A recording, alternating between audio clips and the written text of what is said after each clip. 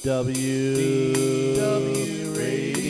You're informed. Hey everybody, it's Lou Mongello from WDWRadio, and as you can see and hear behind me, we are in Epcot in Walt Disney World for the 14th annual Epcot International Food and Wine Festival.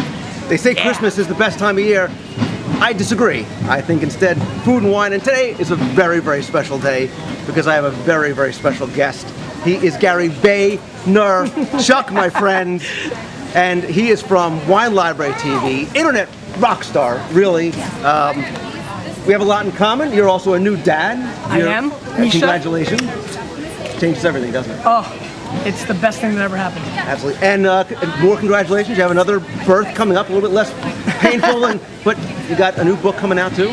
I am really hustling crushitbook.com. I'm very excited about it. I really feel that what I've been able to accomplish for myself through my passion of wine is replicatable around your passion for Walt Disney, for gardening, yoga, mountain climbing, soda. I don't really care. Owning a niche and creating content around your passion is a huge opportunity in this new digital world we live in, and I want to spread that gospel because it changes lives. And Gary does some amazing stuff, not just on Wine Library TV, but on GaryVaynerchuk.com, and something else in common too. We're both Jersey guys. We grew up right around the corner from each other in Edison, man. I like that. Jersey represent.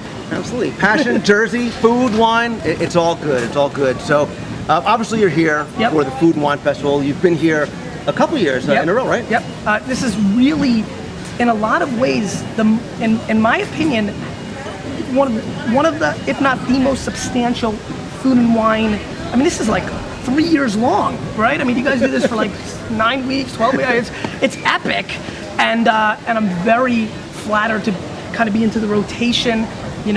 Last year I had an amazing time. Virtually hours after I left, I emailed and said, "Let's push it up a notch. Let's do things." It's. I mean, how can't you love this? It's an underrated. For the wine world, the really nerdy wine people know how serious the beverage program and the food program are here. I think when you get into the casual people, they want to make the connection, and I think it's important to let more people know about what kind of an amazing food and wine experience you can have here while taking care of the family and having fun and enjoying the weather. Sometimes it gets a little too hot, but that's when you're wearing jeans. Yeah, and that's one thing I've always tried to sort of preach on the show. And listen, I'm willing to take one for the team and do the research and tell people and show people Walt Disney World is not just about burgers and fries. Certainly from a wine perspective, whether you are a wine expert and a wine aficionado, or like many of us, wine newbies, there's lots to enjoy here. And I think food and wine is a great opportunity to try out some of those different things. How would you tell somebody who's maybe not the wine expert, maybe some a little scared, what they should be doing for food and wine? First of all, you need to recognize that you don't need to know anything about wine to drink it. You didn't get taught about chicken nuggets and steak, and for some reason food's been able to leap that hurdle, but wine has this elitist status. You need to try new things. That's the game. If you come here and you see a Pinot Noir and you're like, oh, I like Pinots, and you order it, you're not expanding your horizons. Too many people treat wine as this analogy. It's like if you really legitimately ordered hot dogs every meal of your life. That's what people do. They order Pinot Grigio or Chardonnay or Sauvignon Blanc, Pinot Noir every single time out. When you get a situation like this where there's wines from all over the world, you gotta try Greek wines, South African, wines from Italy that aren't Pinot Grigio like Valangina and Vernaccio. Here's the rule. If you see something that you've never heard of, order that. Do that for a year or two, you'll be stunned how much of a wine expert you are. And I think the advantage here is, listen, I think a lot of people may not know the difference between a Pinot Noir, a Pinot Grigio, or half the other things that you can pronounce and many of us can't. Yep.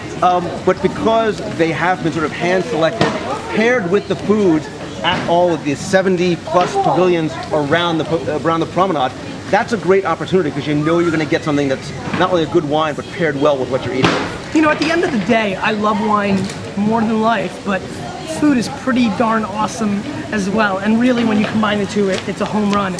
No question. And the way you got this system, you know what? You want to really call a spade a spade? The reason I come here is the system you have in place for these small plates, small samplings of food and wine is huge. It's huge. It's an amazing opportunity for people to expand their palates. And there's wine seminars and getting a chance to meet and talk to people like you who can help sort of educate people along the way. And food and wine certainly is not a one-day affair. You really need to spend like a week here in order to try it all. Maybe a year. I like the way he thinks too. And even if you don't come down for food and wine, I'm happy you mentioned about Walt Disney World being a great place year-round to try wines. I mean, there's places like Chico, for example, where you can get such an amazing array of South African wines that you can't get anywhere else.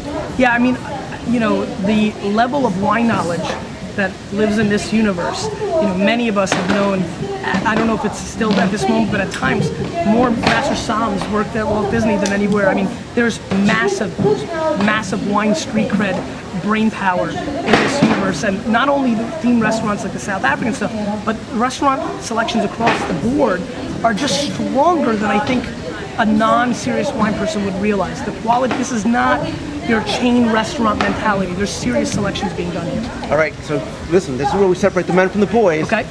You're a Disney fan, you're a food fan, you're obviously a wine guy. Walt Disney World, what's the place you like? What's the place you gotta come to eat every time you get down here?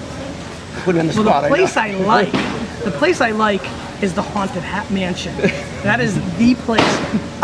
You know, G-Code wins because it just does. I mean, it's the best. You know, anybody who knows anything about me, I'm a huge pusher of Portuguese and South African wines. To see a list of that level, Cat Cora's new place, I'm going to check out tonight. Hopefully, I'm dying to check out. So, you know, those are definitely the two that kind of pop in my mind as what's going through my mind right now. Yeah, and again, things like Cat Cora with that sort of Greek-inspired, you know, Mississippi flair thing. There's a lot of different things for your palate to choose from as far as types of flavors. Again, South African, we're here in Italy, you've got the Greek thing going on. Again, reason to spend a year here, just for no other reason, just for the food. I mean, Epcot has food from all over the world in one spot. Yeah, I mean, and by the way, I'm all for a little bit of like a snow cone and a cheeseburger. You know, you go to the Magic Kingdom. I went last year with my wife. We had so much fun. Eating those burgers and fries was pretty awesome to me. So you can mix it up. Absolutely. Listen, it's all about the food, the rides, and everything. Just sort of add on to that experience. Yeah, that's secondary. Exactly. So, Gary Vaynerchuk from GaryVaynerchuk.com, CrushItBook.com, WineLibrary.tv.